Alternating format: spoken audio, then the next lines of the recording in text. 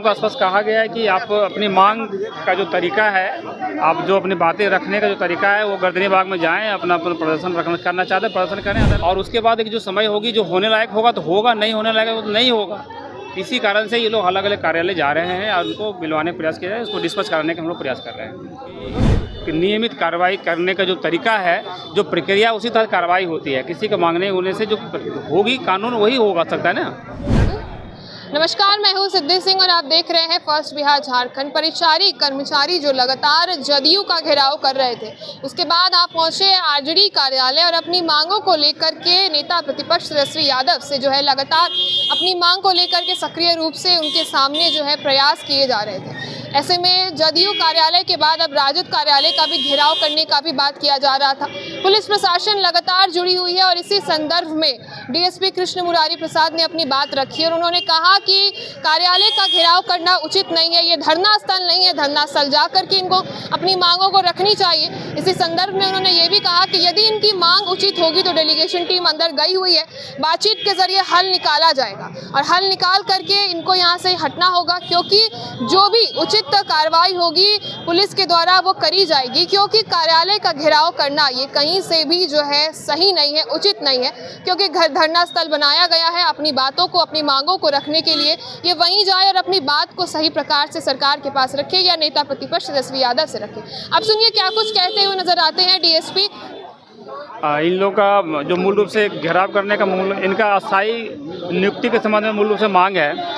तो इन लोगों के आसपास कहा गया है कि आप अपनी मांग का जो तरीका है, आप जो अपनी बातें रखने का जो तरीका है वो गर्दनी बाग में जाएं, अपना प्रदर्शन करना चाहते हैं प्रदर्शन करें, अदरवाइज आप एक चिट्ठी जो भी तरीका है देने का, आप प्रतिनिधि मंडल बन के जाएँ और हर जगह अपना पत्रचार करें।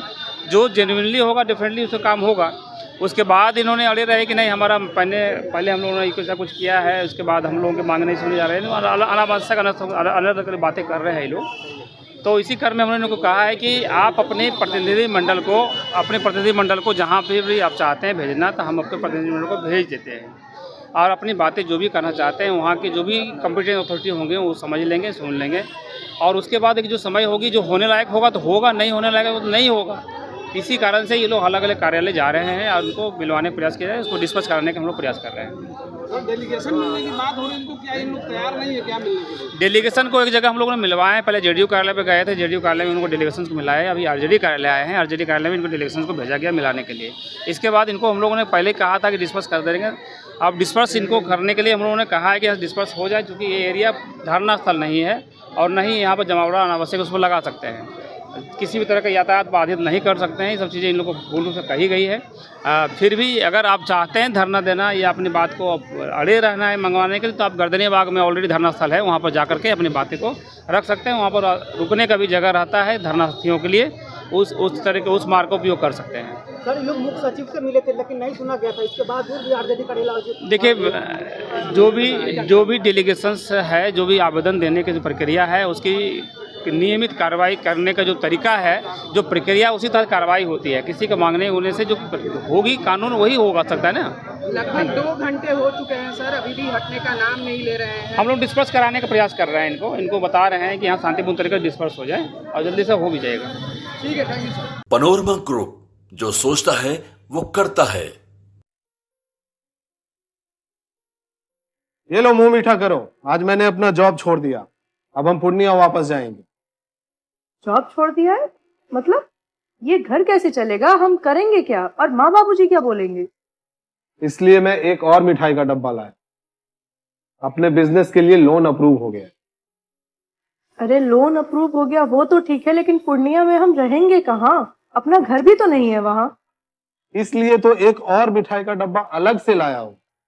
हमने पूर्णिया में घर ले लिया है, पूर्णिया के ई होम्स पैनोरमा में। पूर्णिया में पैनोरमा ग्रुप लेकर आए हैं ई होम्स पैनोरमा, बड़ा घर, आलीशान जिंदगी और अत्याधुनिक सुविधाओं के संग। अरे अब क्यों मुंह मीठा करवा रही हो? क्योंकि हम घर वापसी जो कर रहे हैं। घर वापसी की खुशी पूर्णिया में ई होम्स पैनोरमा के संग। E homes panorama, luxurious lifestyle redefined.